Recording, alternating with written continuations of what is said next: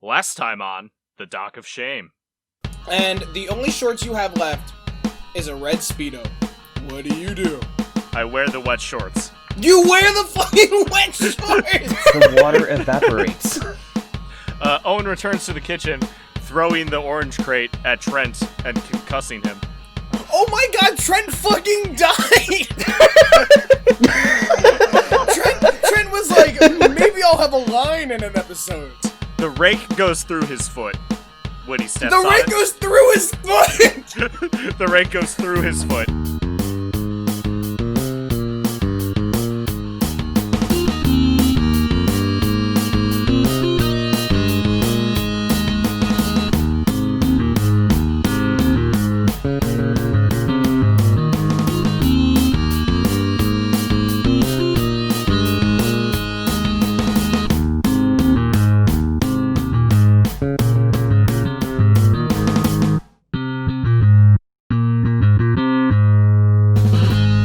Welcome, campers, to the Dock of Shame podcast. My name is Matt, and joined with me are... My name is Chris, and I showered for the first time in 3 months. My name is Matt, and I showered Chris for the first time in 3 months.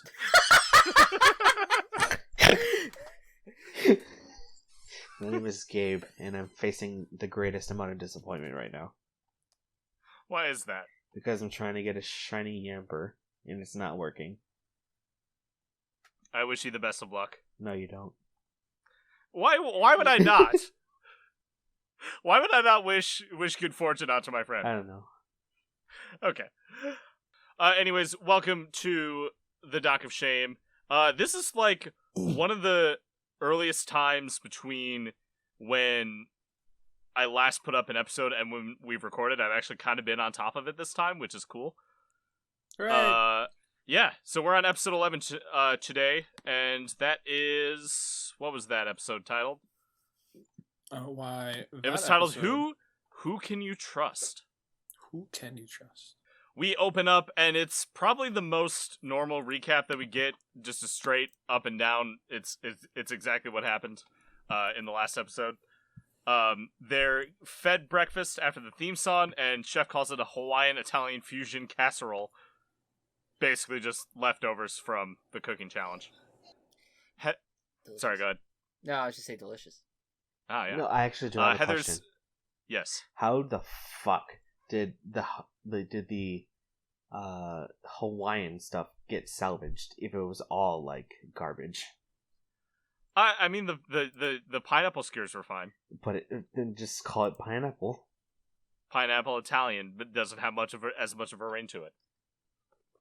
Fuck. Okay. Heather's still cold from the freezer. She's having a back and forth with Gwen. You listen. You insert the word fusion into anything, and it makes it sound cooler. It does. Heather does not cover her mouth when she sneezes, which is why I'm going to blame the COVID pandemic on Heather. Oh dear. You just want to, even though this was 13 years ago, you still want to blame everything on Heather. Oh yeah, I think the reason why the world sucks the way it is because of Heather. She's definitely she's definitely is the cause of every single problem that society faces today. Wow. You guys remember Pearl Harbor? Yeah, that was Heather piloting. Oh, I was just asking if you remembered it. Yeah. But, I mean, if you want to jump to conclusions, I guess. Yeah, I'd rather not. Never forget. Never forget it. We get a shot of DJ petting Bunny, who we haven't seen in a while. Bunny was This was the bunny that, like, scared the shit out of me a while back, and I was like, why did that bunny cough like a fucking grown man? Yes. What creeped you out more, though? The bunny coughing like a grown man, or DJ baby burning his bunny? It was still, like, the cough, because I just wasn't expecting that. Like, I forget how much just vomit there was in the show. Yeah. Like, that is not, like, the only vomit we get in this episode. It is... Or the next one. As alarming as a moment can get. But it just goes to show that DJ is yet again one with nature. But what doesn't really make much sense is that bunnies don't eat food that way. They're not baby birded.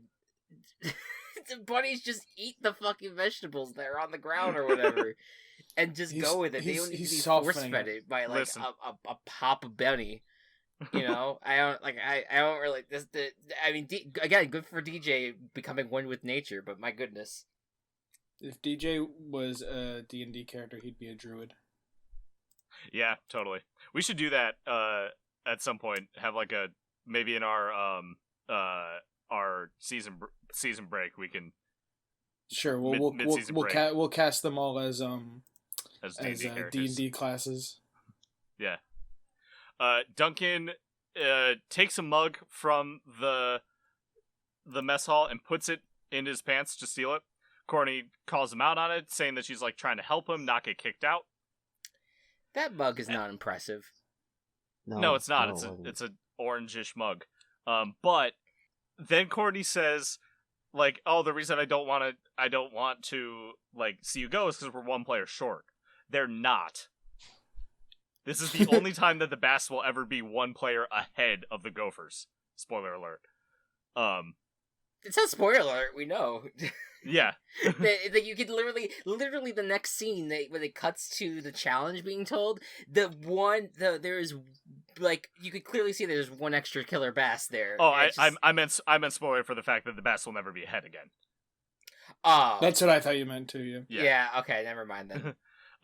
Yeah, but they cut to the next scene. You see that there's one more Bass, so they are one player ahead. So they could technically afford to lose Duncan. But there's a lot of Duncan and Courtney build up in this episode, as there was in the last one, as there will be in the next one. Yes. So, but before we introduce the challenge, though, Chris decides to go in front of the camera and give us a public service announcement, just about trust and trusting each other, and then decides they're going to put that to the test with the campers in an almost nefarious manner. When is Chris not nefarious? That's true. About exploiting them for laughs and such. I need to see what contracts these kids signed. Oh, no, definitely. Everything in this, oh, yeah. Everything is like death-defying. It is wild. Like, I don't know what kind of waivers these kids signed and why their parent, like, can we honestly talk about their parents and like why the fuck they allowed their 16-year-old child to be exposed to a monster like this? Yeah. I mean, they didn't know. And this is also, too, this is Chris at his tamest. Sure, yes. Considering later seasons especially, I get that. I'm just, as a I know nothing. I'm pretty sure they have to sneak into Area 51 at some point. That is a challenge in World Tour. Are you serious? Yes. Oh my god. Yes. That's a meme. Man, they did some memes before their time. Yeah. Like, that raises a question. Between the seasons, do they age at all? No. At least not noticeably. God, what a year it was. Time passes, but they keep the same character models. So they might go from like 16 to 18 through the course of the series. Still don't make it right. No. So the first challenge is rock climbing. Chris decides to choose the partners himself. Who does what? So DJ and Duncan are climbing for the Bass. Heather and Gwen are climbing for the Gophers. Seems like a pretty easy challenge at first. It's just climb up, help your partner stay steady. But of course it can't be that easy because the mountain is full of rusty nails, oil slicks, and explosives. Why? Because Why they not? can, Matt. Because they can. Because they have the budget. Real quick, I think it's during this intro that Heather announces via like diary room that she has a doctorate in revenge and humiliation. Now, full disclosure, I watched this episode while I was basically half asleep after waking up this morning.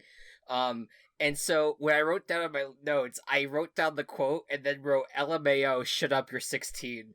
And I don't know, I don't know what I don't know what further analysis I was really trying to bring to the table, but apparently that was what really important thing I had to say for this very moment. Shut up, you're 16. Shut up, you're 16. DJ, realizing that this challenge is going to be dangerous, hands Bunny off to Jeff because he trusts Jeff. And the theme of the episode is trust. So he hands Bunny to Jeff. Jeff is like, oh, sure, I'll hold on to Bunny. Find out that Heather has a second rope that's attached to Gwen somehow. And she's just like, oh, for extra safety. And Gwen just kind of blows it off. As they're climbing the mountain, Gwen gets literally blown off the mountain, but Heather's able to catch her. And then Chris takes a water gun full of habanero hot sauce and sprays down Heather with it, causing her to drop Gwen, hit the ground. See, like, if it was actual habanero hot sauce, they will be fucking double down on the ground, throwing up because it hurts so much. You know what though? Like, if that was me though, I would have had Duncan's reaction, which was just to open my mouth to it and just same. Like, honestly, drink it. I'll put that shit on everything. And skillfully get sunglasses on to protect his eyes. Yes. And he's like, is that the best you could do? And Chris is like, almost like taken aback, like, is that the best we can do? He's like a little hurt. He's like, is that the best we can do? Yeah. He's almost addressing the cameraman as if like the producer's like behind the camera being like, I don't know, man. It's like I thought this was like the peak of our performance here. This whole show is just performance art. Yep. Yeah. As they continue to climb, Heather pulls the second rope that's on Gwen and rips her pants off. Fun. Because we really needed that.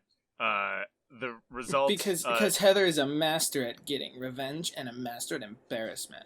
Totally. No, excuse me. It's a doctorate. She has a doctor, not a master's. Oh shit. You're right. I'm sorry. I shouldn't have insulted her education like that. Fucked up, Matt. she got a master's when she got a doctorate. Yeah. Yep. You have to be very specific on that front. That distracts DJ enough for him to let go, and he pulls Duncan up with him, and now they're just hanging from the rope, and Gwen is able to get up to the top. Gophers win the first part of the challenge. All right. Did you guys notice the censorship in this one? I did not. So we haven't talked about censorship in a while. Yeah, well, it's been frequent. But this is the ones that I just noticed. They were. I think there was actually quite a few in these two particular episodes. But when Gwen actually had her pants ripped off and then was like looking at her cloth, she like basically was just like, you know what? I think she said screw it in the Canadian one, but instead of screw it here, she said skip it, which to me makes absolutely no. I guess like skip the reaction, I guess is what she meant by skip it. Like I thought that was very strange. But then she got to the top, and then when she revealed that she was still just in her underwear, she said man in the American version, where I think that crap was the Canadian version, the canonical version. I just looked it up. You are exactly correct. Yeah, I did not know the exact curse words that were used, but I just know skip it and man were the replacements for it. Mm-hmm. Oh man. Jeez. Oh jeez, my tiny whities.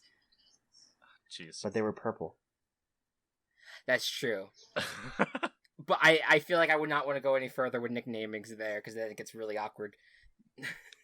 Oh. Let's move on. Yeah. The second part of the challenge happens in the mess hall. We see right away it is going to be Jeff and Bridget for the Bats versus Trent and Lindsay on the Gophers. And I love the moment where the stunt guy, who's clearly one of the interns, somersaults through the air, lands, and then Chris comes up behind the podium to explain the challenge. That was so fucking funny. I think I looked down for that moment. I Oh was my like, god. I missed it. I remember it. I remember it from watching it initially, but I think I completely missed it during this rewatch. Yeah, And that's one of the best ones. as Chris is explaining the challenge, you see the stunt guy just crawling out the door. So good. So it's an extreme cooking challenge, is what Chris says, and he says it like extreme cooking challenge. I was like, didn't they just do cooking? They did. And didn't they just do extreme challenges? Now you got to merge them. Yeah. Bridget and Lindsay are the two who are going to cook. She calls Trent Todd. I didn't notice that. No. That's so good. Trent is like, you took biology, right? As if just taking biology is going to help with this challenge. I'll say what it is in a second. And then he's like, well, she's no Stephen Hawking, but I'm sure I'll be okay. They need to prepare fugu sashimi, which is a poisonous blowfish that actually exists. I don't think it does. It doesn't do to you what they say it does. It does. The real thing. Well, no, because in real life it actually just kills you. Yeah. That's what I meant. Right. Well, yeah, it has enough poison within it. The actual quote that Chris used was that it has enough poison in it to kill 30 people. So this was one of my big problem with this whole segment, because they're like, oh yeah, it's super poisonous and can fucking kill 30 people. Well, let's move on. But yeah, they're like, yeah, no antidote. So like, you're basically setting up so like, for if anyone was poisoned, they're just dead on sight. No, what Chris says is there's no antidote, so no worries about that. Right. No. So yeah, like as if that's like oh yeah, reassuring. Thanks Chris. Yeah, it's a selling point. Yeah. I was worried there was an antidote. They cut through it real quick. Bridget makes amazing looking sushi, and Lindsay just has mush on her plate. Before that, even Lindsay pokes it with a knife, and it kind of like does the balloon thing where it zips around the room and crashes out the window, which is great. I don't, during this, I couldn't help but think about that one video about that's the moaning pufferfish. Oh, God, eating the carrot. Oh God. Oh. Don't do this now. No. Jeff eats one very slowly, looks around a couple bit, and he's okay. He's totally fine. Cut over to Trent. The mush has a smiley face drawn on it in ketchup. He eats it, punches himself in the face 3 times, screams, gives a thumbs up, and then Trent fucking dies for the 2nd episode in a row. Yeah, I like, they do Trent dirty. Like, yeah, like this is what I meant from like the last episode too. I'm like, Trent is like, he's either the Gwen eye candy or he's just a punching bag. Like, there's really no built character within him outside of, I play guitar. Like, to be fair, a lot of these characters are punching bags. Oh, yes, you're correct about that. I agree. But now, so here's the thing, though. Then Chris is like, yeah, don't worry, he'll be up and walking in 24 hours. And it's just like, wait a minute, you just said that fucking he would just die from this shit. What do you mean he would be up and walking in 30? Like, there's the layers of inconsistency, and it gets even worse later. Trent is blue and puking on the floor. Chef has to give him CPR. But like, first of all, he was just puking. Like... That's disgusting. Yeah. Yeah, it wasn't like he was like actively throwing up. It was just like coming out like how like water pours out of like a cup. It was just like okay, like wild. First of all, in that situation, you're supposed to flip the person over so they don't drown themselves in their own vomit. That's what you're supposed to do. Yeah. Yeah, face down has always been the deal. Apparently the writers of the show did not have any experience with being drunk enough, I guess. next scene is Jeff and Bridget celebrating their victory by swimming. And Jeff, of course, doesn't want to jump in the water with a rabbit in his pocket, so he puts it on the lifeguard. Wait, lifeguard chair. Hold on? I realized this now after I watched it. How the fuck was the bunny okay with sitting in a fucking loose pocket this entire time? It is a really calm bunny, I guess. Yeah, Yo, apparently. Bunny is chill as fuck. Yeah. True. So Jeff puts Bunny on the lifeguard tower. And my question was, why didn't he give him back to DJ when the challenge was over and he was doing his own challenge? Yeah, that's a good point. That's an excellent point, actually. Like, what? That is a very... That's so strange. Yeah, that's fine. Quick cut over to Trent, who's in the medical tent. Chef is about to give him a shot and says, "Don't worry, this won't hurt." And then he, like, does the flicking of it and he's like, "It'll hurt a whole lot." So, okay, I'm sorry. No, yeah, he's like, this won't hurt. This won't hurt a little. It'll hurt a lot. Yeah. But like, they said there was no antidote. So what the fuck is this needle? I mean, it could we can interpret this however we want, beyond just poor writing, but it's just torture. I take it more as like Chris is lying about a lot of the like the levels of danger that are set in a lot of stages. You know what I mean? That's okay. I could take that as that's what I kind of figured in a way too. But like, I am poking holes in this whole thing, and I'm just like, what the shit? What? I feel like there's like mental warfare happening with this shit, where they're just like, oh yeah, just be careful because you're gonna die, and then they're like, no, you're just gonna be like paralyzed for 24 hours. It's all good, even though that's still horrendous.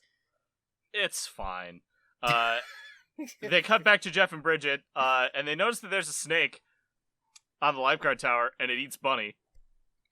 Before Jeff can get to it, an eagle swoops down, takes the snake, and before Jeff can get the eagle lands on the end of the dock, and a shark comes up and just eats the whole thing, including part of the dock. The comedy rule of threes, ladies and gentlemen. Yeah, it's perfect. But unfortunately, they kill the fucking bunny. An important character. Can we also talk about how they were literally just fucking swimming in the water? And then that giant ass scary shark just pops up and then just eats all three animals. We're not gonna, at least I don't plan on doing Revenge of the Island on this podcast, because I don't want to do anything past World Tour because it just gets messy beyond that. Oh, come on. I enjoy that. So I think we have to watch the good and the bad of this. I'm just saying, we can talk about it later. We can talk about it later. I have my reasons for why I want to end on World Tour. I have one thing though. We're not doing We're not going to go on to watch Total Drama Not one bit. We're not doing Drama No, fuck that.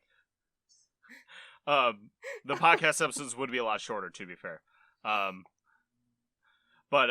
So there's a character in Revenge of the Island the island is mutated, so there's this shark that has legs and can go on land that terrorizes one of the cast members throughout the entire season. Well, I'm a big supporter of not that. This is that gives insight. This is the kind of future that liberals want. Yeah.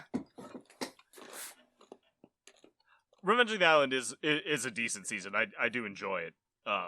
But it's not near the quality of the original three. They go over to the third challenge, which is actually 3 challenges. Surprise.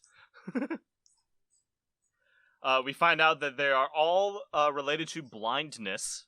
Blind William Tell, blind trapeze, and blind toboggan is what Chris reveals them to be as. For blind William Tell, they have to knock the arrows off of their partners' heads using crab apples. Which was obviously the other way around. They had to shoot the apple. William Tell shot the apple off the head. Oh, okay. With the arrow. I'm thinking like William Tell, like Overture, and I'm like, yes, that's the. that's the story that the song was based on.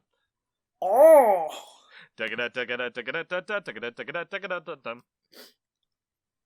Yes. As Chris is explaining, he puts on the blindfold, and we get a DJ crotch shot with the apple. funny slapstick. I mean, he got hit in balls. hits to the crotch are very entertaining to 12-year-olds. Crunch? he got hit in the balls. Can't deal with this shit. They don't pay me enough for this. So it is Lashana and Owen versus Courtney and Sadie. Harold just announces that he's violently allergic to apples. Just out of nowhere. He's not competing in the challenge. He just says it. We see Sadie and Lashana are the ones shooting arrows off of Courtney and Owen's heads. Owen is getting hit a lot by apples, but he is taking it like a fucking champ. He's just standing there getting hit. He's totally fine. Courtney is getting beamed and is not taking it nearly as fine. Owen's highest status constitution. Absolutely. Yeah. Owen has a lot of chest where he does not where apples hitting him will not affect him. Whereas maybe like a cannonball or something will really fuck his shit up. Right. To be fair, a cannonball would fuck anyone's shit up. Oh, you would think. You would. Lashana finally hits the arrow off, and not only that, the apple goes through the arrow, or the arrow goes through the apple rather, off of Owen's head. Perfect shot. But then Sadie keeps going. Keeps firing apples. She's like, no, wait, I got it this time. Everyone's yelling at her to stop. She hits a bunch of animals, even a Bigfoot, a Sasquatch, in their cave watching TV, and makes them change the channel. Yes, hi. I'm a PETA representative. I'm really upset by this episode of Why? all these animals being tortured. Please redact this episode from Total Drama or That's the PETA. gonna provoke some angry emails. Yeah, the PETA organization will come and protest on Camp Wananakwa. So cool. Chris has to finally step in and stop her. He's like, "Look, stop! The thing's over." Next challenge is the trapeze. Chris mentions, "Hey, to avoid serious injury, we set this trapeze up above a pond, but the pond is full of jellyfish." What a twist! The person on the trapeze needs to catch the blindfolded jumper. Just catch them as they jump. Relatively simple. Before the stuff happens, Jeff and DJ are talking. DJ wants Bunny back, and is heartbroken because Jeff lost Bunny. Hopped away, as Jeff said. DJ's heartbroken. Hopped away. Just hopped away. That's all that happened. And DJ's slithered away, flew away, and then just like swam crawled away inside of a shark. Yep. Inside of a snake with an eagle and a shark. Yeah. With the candlestick. Yeah. It sounds like the next like hero team. Like the bunny, the eagle, the snake, and the shark. It sounds like the Lion, Witch of the Wardrobe shit. But like it sounds like the setup to a really bad joke. Like it's right, but it sounds like they're bunny, like a snake and an eagle walk into a shark. I feel like this is like the next superhero foursome that like will save the world from everything. It's the spin-off we needed, not Total Dramarama. As that is happening, Duncan leaves. Just kind of like walks away from the crowd. We see Harold is on the trapeze, trying to coax Bridget to jump, and he catches her. Good teamwork there. That was surprising. Yeah. Lindsay's counting off to get Heather to jump. Doesn't do it very well. She's like, jump, no wait, don't. And misses Heather, and Heather lands in the water and is electrocuted vigorously. Quote Gwen, sometimes the universe gives you a freebie. It was a very nice freebie. Yep. But Chris, I thought Heather was your favorite character. Yes. I'm gonna hammer it in that she is my favorite. Yep. So, Heather goes to the infirmary. Courtney is already there. Courtney was knocked out by all the crab apples being flown at her. And as they talk, Courtney sees Duncan, who's leading a rabbit with a carrot. Doesn't say anything to him, but just notices that. The last challenge for the blind toboggan has a driver and a navigator. The driver, of course, is blindfolded. Chris, I was thinking Jeff Probst from fucking Survivor. Chris says, not many of you left, huh? And no, there's not, because they're all in the fucking infirmary. It is Gwen and Lashana versus Jeff and DJ. And I believe that Lashana and DJ are the blindfolded ones, where Jeff and Gwen give instructions. Jeff is trying to get DJ to trust him because it's the difference between life and serious heinous injury. And that's not a censor, but I wonder if they did that just so they wouldn't have to censor death, life and death. I don't know, because, like, with every fucking, like, threatening thing so far, it has just, like, all been just, like, life or, like, really bad injury. True. Yeah, like, I think it's like that they maybe one day these characters will start to realize they're in a cartoon and that their lives need to be preserved in order to continue plot lines. Perhaps. Maybe. All right. Lost my place. Here we go. Oh, there it is. We see Chef also lubing up the slides to make them go faster. I don't like the term lubing. I mean, Chris, it's just the word lube. Yeah, I just it doesn't don't like... it doesn't have to have that connotation. No, it doesn't. But I just don't like that term. That's all. Okay. It's just I feel maybe they could have done like a. I'm just like making the sleds more slick or something. That at least could have added a little bit extra alliteration. I don't know. Sorry, Chris. He moistens them. Right? Yeah, I would have liked that a lot more. I think a lot less people would agree with you.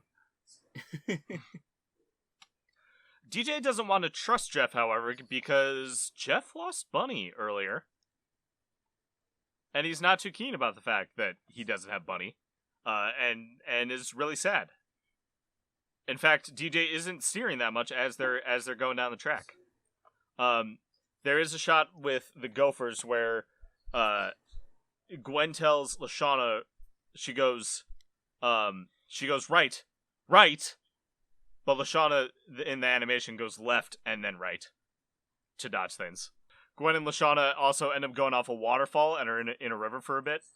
DJ isn't steering through this, and it takes Duncan somehow yelling loud enough from the bottom of the hill to go, "Hey, DJ, look who I have." DJ takes off his blindfold, sees Bunny, and now is the motivation to win this fucking thing. All right, this might be a dumb question, but you guys might be paying more attention than me. Okay. Is Duncan and DJ on the same team? Yes. Yes. Okay, all right, because he could have a little later when he's accused of just being nice to try to help out DJ. He could say that he could have said that it was to just help his team. He could have. Yeah. Okay. Yeah, that's. Yeah. I think he was trying to protect his image and was probably nervous around Courtney, so I'll give him that. So it ends up being a close race, and then suddenly explosives happen. And this is probably one of the most famous stills of Chris that exists, where he has the explosive plunger in his hand, and he says, "I just hate to waste them." And he's got this smile, and his eyes are like pointed inward. Chris in his prime. Yep. Jeff and DJ explode. Sorry, were you gonna say something?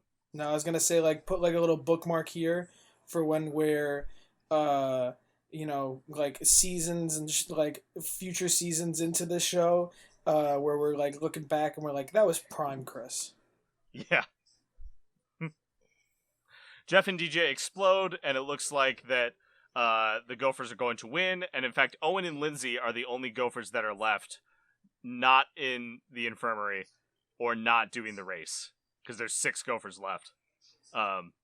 7 Bass at this point. But Jeff and DJ fall right on to the winner's tape. And the Bass all celebrate. Courtney compliments Duncan, and he's like, she's like, hey, you're actually nice, and is like, I saw what you did with Bunny. That was a nice thing that you did. And then he plays it off as much as he can, but then admits to it because he doesn't want people to think that he's soft. Just like, well, no, he doesn't say soft. He says nice. Yeah. I feel like, I'm gonna get into this a lot in the next episode, but like, this whole like, I need to be mean as a personality trait is just really it's such shitty writing in my opinion. I hate those characters so much. Heather, Duncan, like their personality trait is mean, and so they have to go in that direction all the time. And it's just like, oh no, I have to be mean. When I do a nice thing, it has to be ignored. Like, it's just fuck off, man. Him and his stupid ass attitude. I can see a teenager saying that, though, was the thing. Yeah, okay, I can too, but it is like, every little bit of my criticism for Duncan, I have to wait to the next episode because I could just break it down a lot harder than I can right now. Okay. It's weird because like in the series as a whole, legitimately Duncan is one of my favorite characters, and I'm not exaggerating that. Right, but I'm in the context of this first 11 episodes of this and 12 episodes of this. Right. So and he is just like a jerk constantly throughout all this. So it is justified, and I would probably have the same opinion too. But like seriously, I promise you, Duncan gets better. Either that, or I'm just remembering things wrong.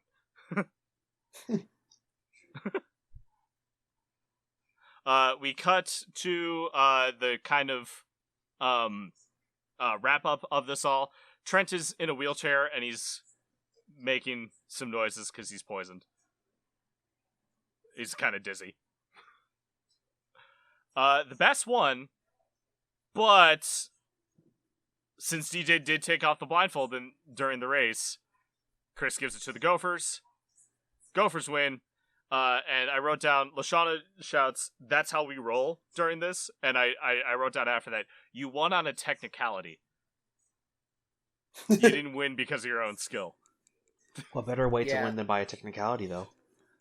Wait, can I also point out, so during the race, Lashana and Gwen, they go up like a rock as like a ramp, and then onto a river, and then down a waterfall, and then they hit like a log, which then like bounces them into the air, and then like right back to where they were. Yes. Okay, I just wanted to acknowledge it. Yep. It just happens, and they didn't like spend too much time on it. They just fall out of the air again, and I'm like, okay. Yeah, like I thought that was like they reached the bottom at that point. You sometimes you just gotta look over all the inconsistencies, all of them. Totally. The campers can have a little marshmallow as a treat. Duncan, Bridget, and Courtney get it first. Then it's given to DJ and Jeff, leaving Harold and Sadie. And I wanted to point out that Harold won the one challenge that he was a part of, and DJ lost both of the ones that he was a part of. Yes. Just putting that out there. Well, because Harold is treated like shit by his team, so he is. That is true. There's a lot of pause. They're like, get to it, and Chris mentions the audience eats up this kind of dramatic inclusion. Sadie is gone. She gets up and is mad, like visibly angry, showing more emotion than she ever has. And then starts wail crying again. Chris's favorite noise in the world. Yes. And then Katie is on the boat. Gets to say hi. And then they do the. I'm not even going to try to replicate that. Does anyone else want to? Dolphin sounds. That. Yeah, this is the Sadie Katie reunion that everyone asked for. Everyone wanted. Oh my god, Sadie and Katie are my favorite characters. Why? Oh my god, and to see them together again made me so happy. Oh dear. Me too. That's the noise I make every time I wake up. Oh my god. Wow. I think that's a way to end off. Also, Chef is driving the boat.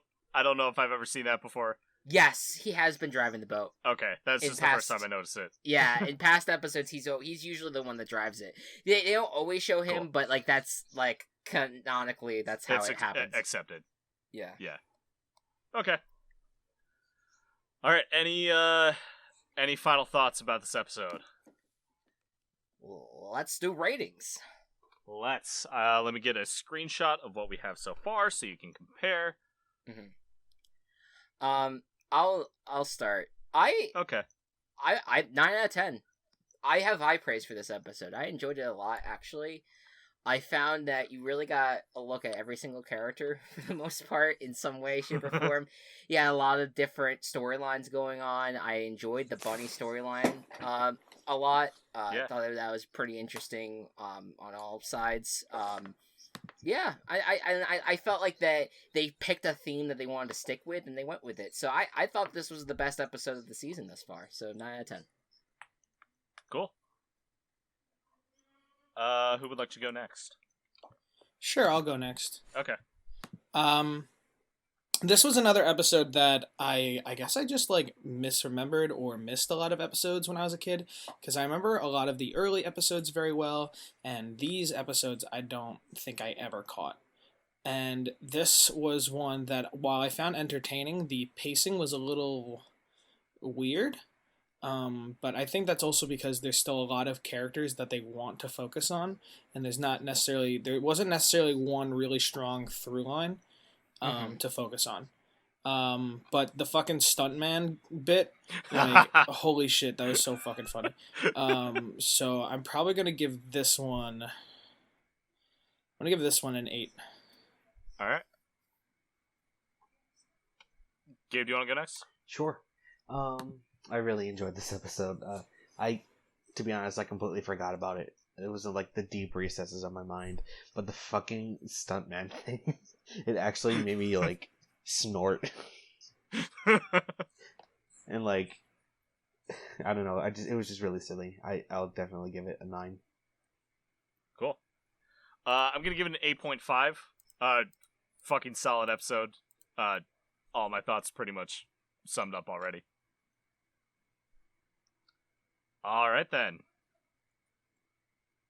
Walsh, take us away to the Rama world.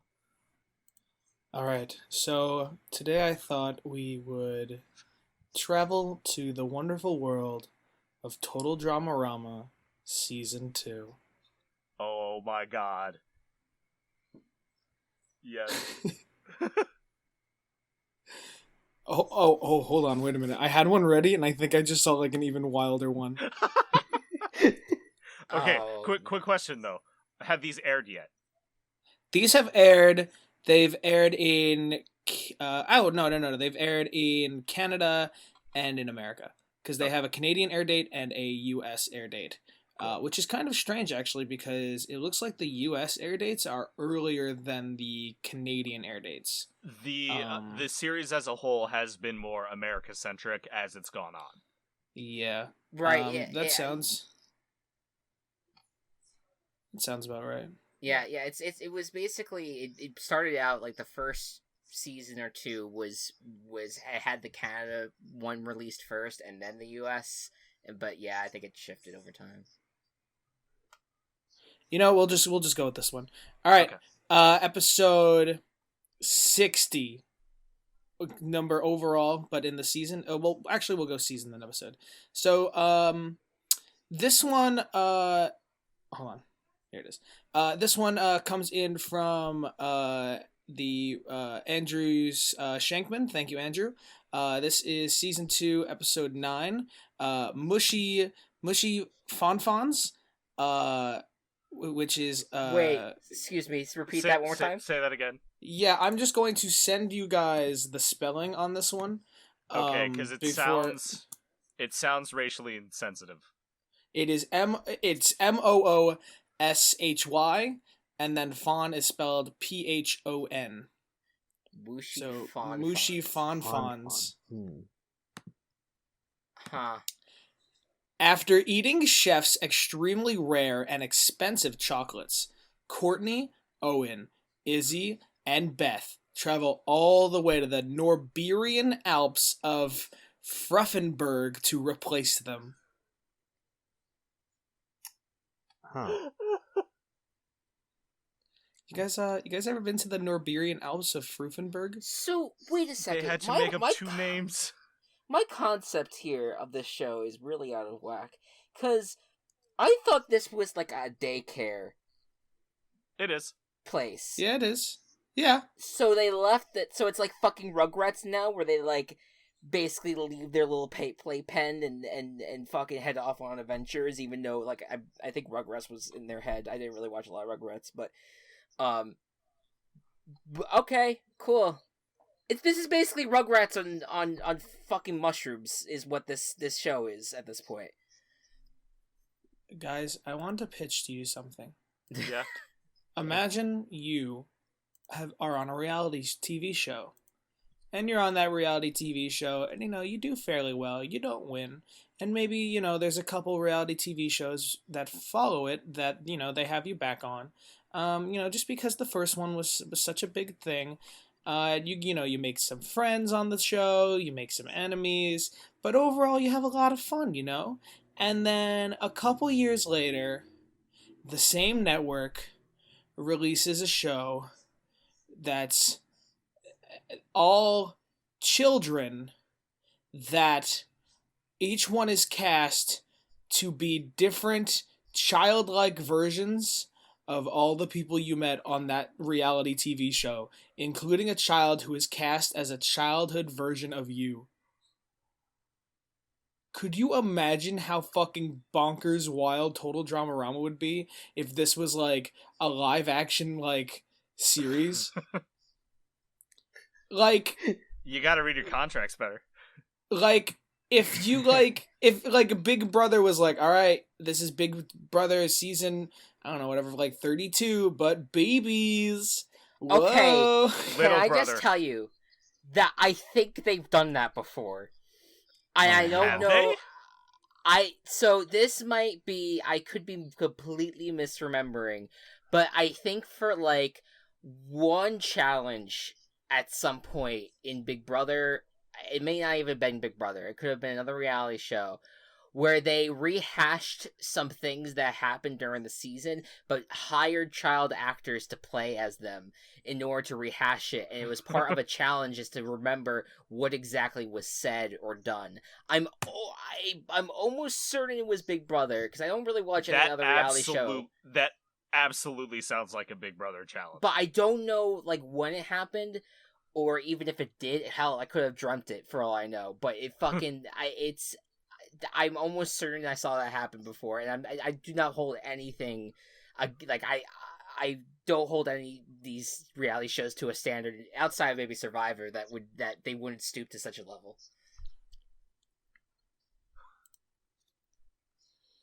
This has been the Doc of Shame podcast.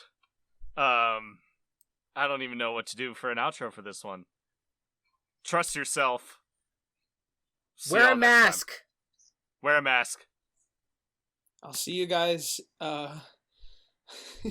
See you guys in Fruffenberg. get those chocolates back. The Doc of Shame podcast is brought to you by Team Chaos Productions. Find us on Twitter at Doc of Shame and find more of our work at Team Chaos Pods.